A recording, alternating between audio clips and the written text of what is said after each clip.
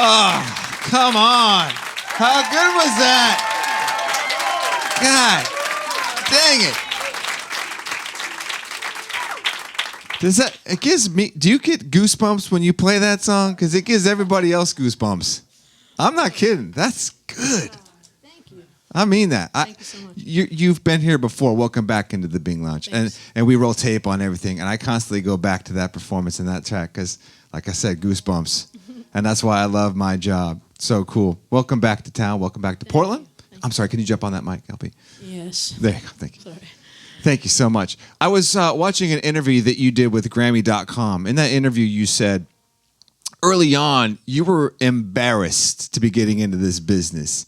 I think it was because you didn't want people to have that "hey, look at me" idea. Is that kind of what it was? I don't know. I mean, the culture of that whole thing is it's tough, and I mean, I'm obviously in it, so it obviously doesn't bother me that much. Yeah, right. You know what I mean? Like, but it is kind of, it's a little.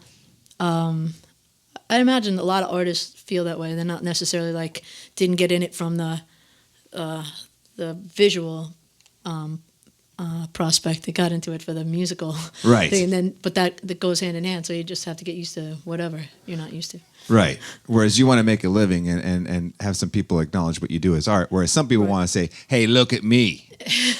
A little bit. Well, some people can. I mean, we want to look at them. You know what I mean? Like, some people are like, "My God, let's just look at you." That's a good point. Yeah. Yeah.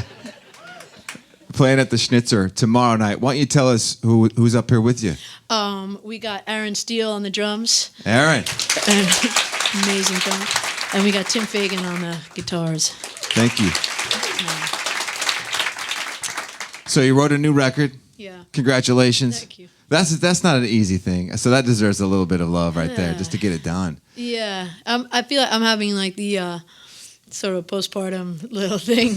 How so? Like, I don't know. I just like, I think when you're just making something, everyone's like, "Oh, what are you making? What are you making? What are you making?" And then when you make it, they're like, "That's what you made?" I was like, I don't know. Like, I mean, it's not out yet, so I don't know if that's what. That's it. What else you got? Oh, what is that? I don't know.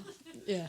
But it is. I understand though. It is like a child. You do have to kind of let it go out into the world. Yeah. You no longer just have it and you can hold it.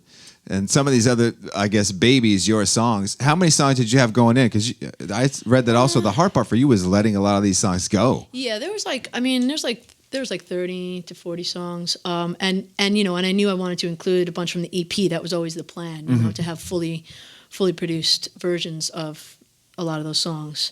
So it was hard. Some of them, one or two of them, the older songs almost got let go. But then I was like, I just deserve to be on this body of work, and because the live EP was kind of like just a little taste, and it was like some of those versions of that song. I mean, some of those songs were like that was the first time I ever played them in front of anybody ever.